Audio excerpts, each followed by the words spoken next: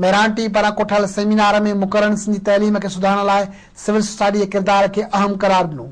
मुज़ाकरे में अदीबनि, दानिश्वरनि, मुहक़क़नि ऐं तइलीमी माहिरनि मेहरान टीवी जी कोशिशुनि खे साराहींदे चयो त तइलीम में सुधार आणण लाइ मेहरान टीवी वॾो क़दम खयो आहे।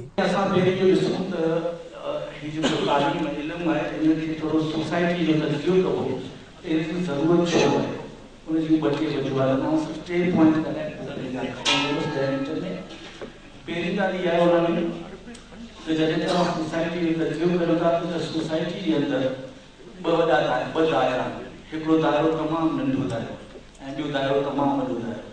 हीउ जेको नंढो दाइरो तमामु घटि माण्हू था रहनि ऐं वॾे दाइरे में लखे करोड़े माण्हू था रहनि।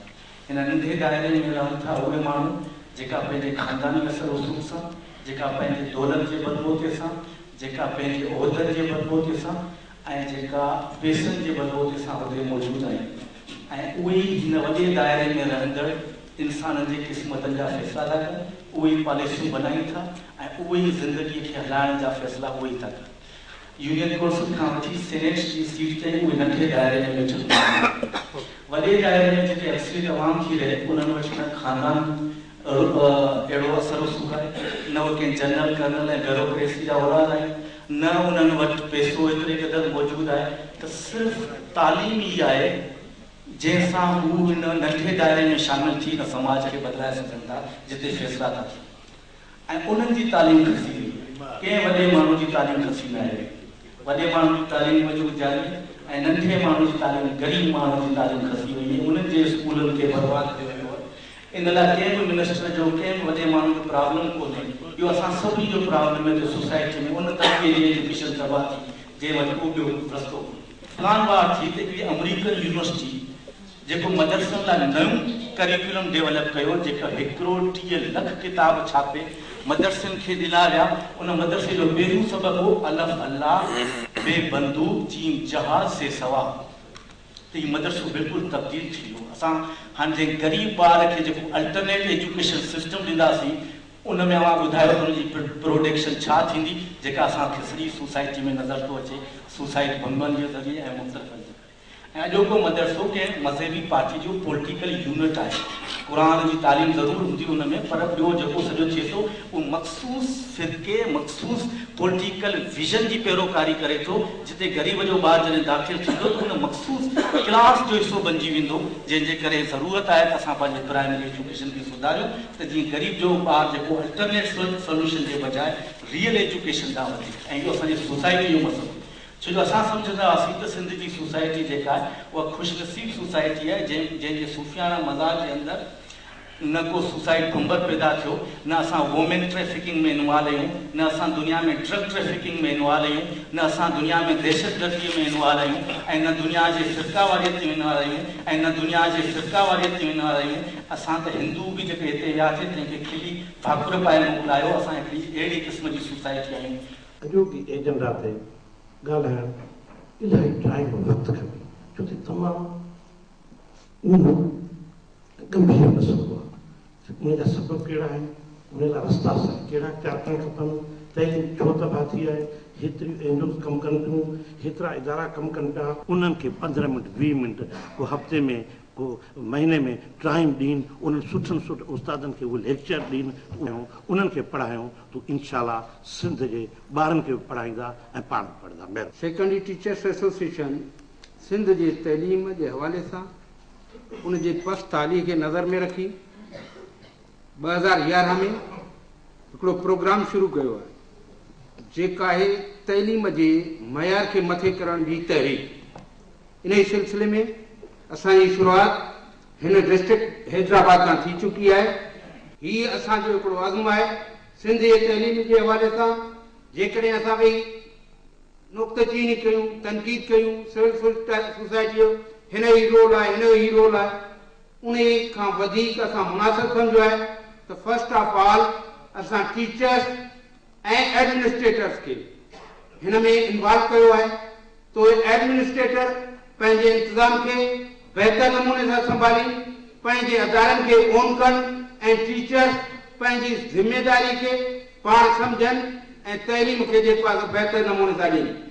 अॼु जॾहिं सिंध जी तालीम जी तबाही जे बारे में साईं मोराई साहब ही मेड़ाको करायो आहे त मूंखे अॼु यकीन थी वियो आहे त हींअर असांजी तालीम खे वधीक तबाही करण खां केरु रोके नथो सघे ऐं असांजी इनशा तालीम अॻिते वधंदी ऐं तरक़ी कंदी। सभ खां बढ़िया मुबारकबाद। नंबर ॿी ॻाल्हि त साईं मुंहिंजा सम्झ में नथो अचे, मां तारीख़ जो शागिर्द आहियां त हिन सिंध अबुल फज़ल ऐं फैज़ी जहिड़ा अकबर बादशाह खे जेके सिंध ऐं हिंद जी बादशाही हलायूं उन्हनि खे ॿाहिरि ॾिना, जंहिं हज़रत मंसूर खे आदलपुर जो उस्ताद हज़रत मूसन शाह ॾिनो। साईं वॾा वेठा आहिनि, मां इहा ॻाल्हि पाण नथो कयां, पर डॉक्टर एनमरी शिमिल कई ही हिते ई सिंध म्यूज़ियम में। ऐं मुस्तग़रक आलिम बुज़ुर्ग बाइज़ बुस्तामी जहिड़े शख़्सियत खे सिंध जो हज़रत अबू अता सिंधी जहिड़ो उस्ताद ॾिनो।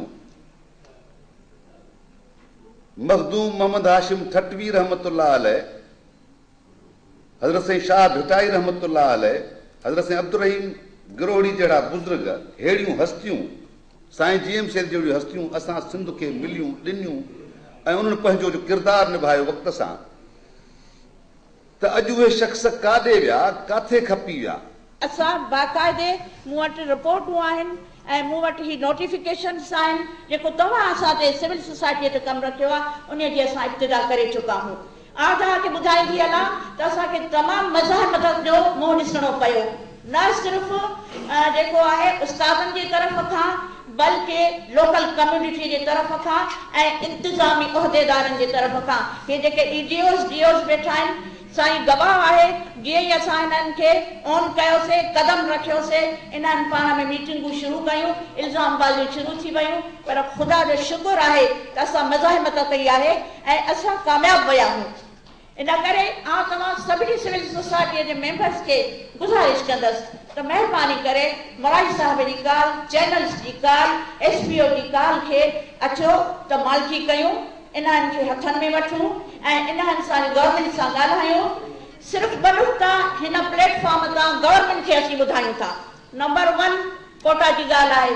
सर कोटा आहे, तव्हां अख़बार में पढ़ियो हूंदो त MQM हींअर मुतालबो कयो आहे त असांखे 50% जेको आहे कोटा ॾिनी वञे, जॾहिं त फेडरल गवर्नमेंट जा स्टेटिक्स आहिनि त MQM जेका आहे सा सिर्फ़ु 20% माण्हुनि खे जेका आहे सा उन्हनि जी नुमाइंदा आहे। असीं हुकूमत खे बि चऊं था, पीपल्स पार्टीअ खे बि चऊं था त महिरबानी करे उस्तादनि जे भर्तियुनि में, नौकरियुनि में कोटा ख़तम कई वञे। मां तव्हांखे ॿुधायां त हींअर जेको ॾोहो जेको हींअर हले पियो, कंहिंजो ॾोहो आहे? तालीम जेका असांजी बर्बाद थी आहे, ख़राब थी आहे, तालीम जो जेको मसइलो थियो आहे, त इन जा ज़िम्मेदार असीं सभु आहियूं। असीं सभु आहियूं। असीं पंहिंजे ज़मीर में ॾिसूं, असीं पंहिंजे पाण खे ॾिसूं त केतिरी पघार खणूं था, केतिरो खाऊं था, केतिरो हक़ लाभ करे खाऊं था या न। इहो कंहिंजो कंहिंखे बि अहसासु कोन्हे को। असां मां स्कूलनि जी तबाहियूं ॾिठियूं आहिनि, मां टीचर्स खे गैरहाज़िर ॾिठो, मां घर वेठे टीचर्स ॾिठा आहिनि। असांखे ख़बर आहे त हींअर जेका हालत हले पई, तव्हां यकीन कयो त हिकिड़े स्कूल में वियसि त 4 ॿार वेठा हुआ ऐं ओनली हिकिड़ी टीचर। उते अपॉइंट तव्हां ॾिसो त केतिरियूं टीचर आहिनि, वेठी हिकिड़ी टीचर आहे। हेडमिस्ट्रेसूं कोन्हनि, हेडमिस्ट्रेस किथे आहे? लीव ते वियल आहे। ॿार वीचारा जेके छो नथा अचनि? सिर्फ़ु 4 ॿार वेठा आहिनि स्कूल में त छो कोन था अचनि? ओकापाई जहिड़ा आहिनि न, पाण में जहिड़ा था कनि न। ॿार 11 बजे वञो, स्कूल बंदि पिया आहिनि। वरी फी रखियूं आहिनि ऐं किताब आहिनि, उन में जेको आम माण्हू आहे सो त पंहिंजे ॿार नथो पढ़ाए सघे। बाक़ी जेके आहिनि अमीर आहिनि, तिन जा ॿार पढ़नि पिया, चङी तरह पढ़नि पिया, मुक़ाबले में अचनि पिया। बाक़ी जे ग़रीब ॿार सरकारी स्कूल जी जेके स्टाफ आहे, जॾहिं MDGs में वरी डिसीजन्स वरिता विया त असां रीजन में Pakistan 2nd lowest literacy rate countries में शामिल आहे। उहे साॻिया ऑब्जेक्टिव्स अगरि इंडिया जे लाइ आहिनि, अगरि साॻिया श्रीलंका जे लाइ आहिनि, साॻिया अगरि असांजे नेपाल, भूटान या बांग्लादेश जे लाइ आहिनि, उहे पाकिस्तान जे लाइ आहिनि, त छा उहे असां अचीव करे सघूं था या न? असां वटि रिसोर्सिस आहिनि बि या न? असां छा उन लेवल ते कमिटेड आहियूं बि या न? उन्हनि शयुनि खे ॾिसी असां हिकिड़ा हक़ीक़त पसंदि थियूं, ओवर एम्बिशियस न थियूं।